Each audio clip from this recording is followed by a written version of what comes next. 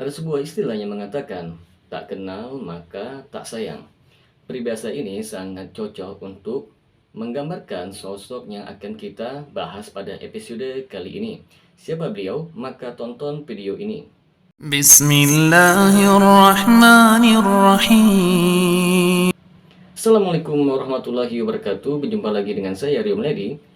Pada episode kali ini kita akan membahas seorang sosok yang cukup kontroversi dan sangat banyak orang yang memvonis beliau bahwa beliau adalah seorang yang memiliki paham ekstremis. Ya, siapa lagi kalau bukan Syekh Muhammad bin Abdul Wahab. Syekh Muhammad bin Abdul Wahab atau yang disebut Wahabi oleh sebagian pihak yang mengklaim beliau adalah seorang ekstremis yang gampang mengkafirkan sesama muslim, mudah mengeluarkan vonis bid'ah pada sebuah amalan, anti pada 4 mazhab, mengharamkan ziarah kubur, tawasul, bahkan mudah menumpahkan darah kaum muslimin. Benarkah demikian tuduhan yang disematkan kepada beliau ini? Sebelum kita menjawab berbagai macam fitnah yang dilontarkan kepada beliau, maka ada sebaiknya kita membahas terlebih dahulu bagaimana sih sosok Syekh Muhammad bin Abdul Wahab itu sendiri. Pada episode-episode berikutnya kita akan membahas tentang perjalanan dakwah beliau dan sekaligus menjawab tuduhan fitnah terhadap beliau. Baik, langsung saja pada pembahasan inti, yaitu Muhammad bin Abdul Wahab atau yang kita sebut dengan Wahabi. Memiliki nama asli adalah Muhammad bin Abdul Wahab bin Sulaiman bin Ali bin Muhammad bin Ahmad bin Rasid bin Buraid bin Muhammad At-Tamimi Al-Hambali An-Najdi. Beliau lahir pada tahun 1115 Hijriah atau tepatnya pada tahun 1701 Masehi di desa Uyaina, kurang lebih 70 km arah barat kota Riyadh, dan beliau hidup di Riyadh selama 46 tahun. Kemudian beliau mengalami kebutaan pada akhir hayat beliau dan wafat pada tanggal 29 Syawal pada tahun 1206 Hijriah atau tepatnya pada tahun 1792 Masehi. Usia beliau 91 tahun dan meninggalkan 18 anak dari beberapa orang istri. Dalam kitab Hadir Al-A'lam Al-Islami disebutkan bahwa kakeknya Syekh Muhammad bin Abdul Wahab pernah bermimpi melihat cahaya keluar dari pusarnya menerangi padang pasir. Ada sebagian orang yang mentakwil bahwa arti dari mimpi beliau adalah kelak akan lahir dari anak cucunya seorang laki-laki yang memberi petunjuk bagi umat dan mendirikan sebuah negara besar, dan dialah Syekh Muhammad bin Abdul Wahab. Syekh Muhammad bin Abdul Wahab dikenal sangat cerdas. Pada usia yang belum sampai 10 tahun, beliau sudah mampu menghafal Al-Quran 30 juz dan belajar kepada ayahnya berbagai cabang ilmu seperti bahasa Arab dan fikih. Dan ayahnya sangat terkagum kepada hafalannya yang sangat kuat.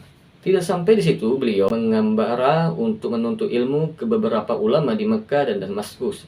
Di antaranya adalah Syekh Ahli Dagestani, Syekh Abdullah bin Ibrahim bin Sa'ib An-Najdi, Syekh Muhammad Hayat Al-Asindi di Madinah, Syekh Muhammad bin Sulaiman Al-Kurdi Al-Madani, serta Syekh Muhammad Al-Majmu'i di Basrah. Syekh Muhammad bin Abdul Wahab sendiri bermazhab Hambali dan beliau tidak anti dengan mazhab sebagaimana tuduhan yang disematkan kepada beliau oleh banyak kalangan. Syekh Muhammad bin Abdul Wahab sendiri dianugerahi oleh Allah pemahaman yang jernih serta kecerdasan yang luar biasa. Beliau selalu mencatat berbagai faedah dari kitab-kitab yang beliau baca serta banyak melakukan kajian dan penelitian.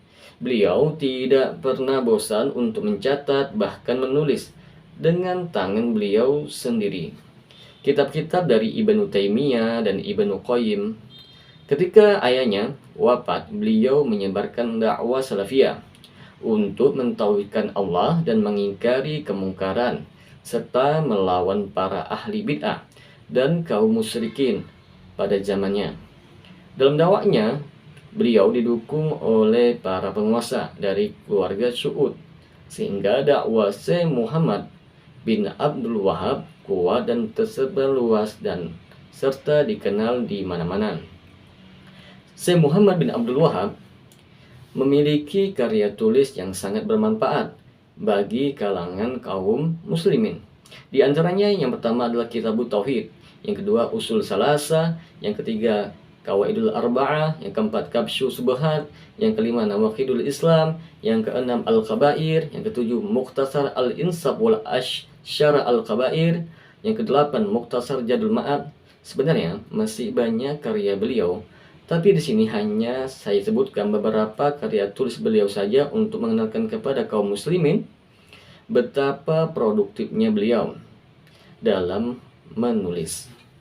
Syekh Muhammad bin Abdul Wahab merupakan tokoh reformis yang sangat disegani oleh lawan dan disenangi oleh pihak kawan, dan juga dimusuhi dan dihujat, tetapi sangat banyak tokoh nasional maupun internasional yang memberikan pujian terhadap beliau.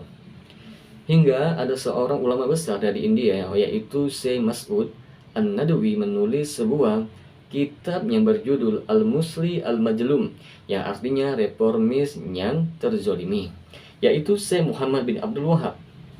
Sementara dalam ensiklopedia Inggris disebutkan bahwa Wahabiyah merupakan gerakan pemurnian Islam.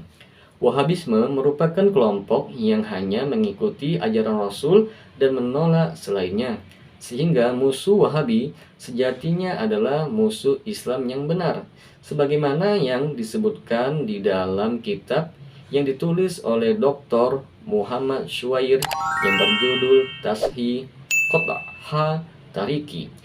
Dalam ensiklopedia Nuskolis Majid disebutkan bahwa Wahabi merupakan gerakan pemurnian tauhid.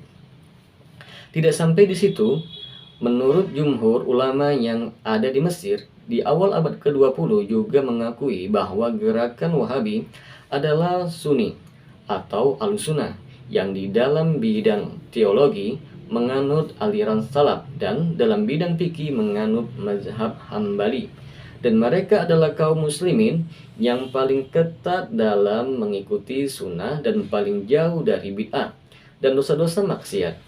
Menurut Syekh Rashid Ridha, Syekh Jami Al-Azhar, dalam sebuah majelis yang dihadiri oleh para ulama Mesir seperti Syekh Abdul Majid Labban, Syekh Muhammad Syakir, Syekh Ahmad Harun, dan Syekh Jawahiri, dan lainnya, mereka mengakui bahwa gerakan Wahabi adalah mazhab Ahlussunnah wal Jamaah. Di dalam buku yang ditulis oleh Dr. Badri Yatim yang berjudul Sejarah Sosial Keagamaan Tanah Suci, bahwa dalam bidang akidah dinasti Saudi menganut aliran salaf yang juga diakui sebagai aliran Ahlussunnah wal Jamaah. Menurut Muhammad Al-Bahi, salah seorang ulama besar dan mantan menteri agama Mesir, menegaskan bahwa gerakan Wahabi sangat menekankan kepada ajaran tauhid, mengingkari syirik, dan menjadikan ibadah hanya kepada Allah semata.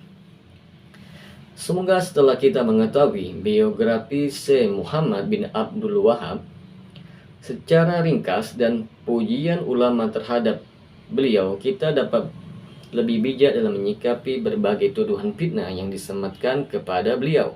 Dan sebagaimana pada awal video, kedepannya kita akan membahas sejarah dakwah Syekh Muhammad bin Abdul Wahab dan menjawab tuduhan-tuduhan fitnah kepada beliau, insya Allah. Semoga bermanfaat apa yang kami sampaikan. Assalamualaikum warahmatullahi wabarakatuh.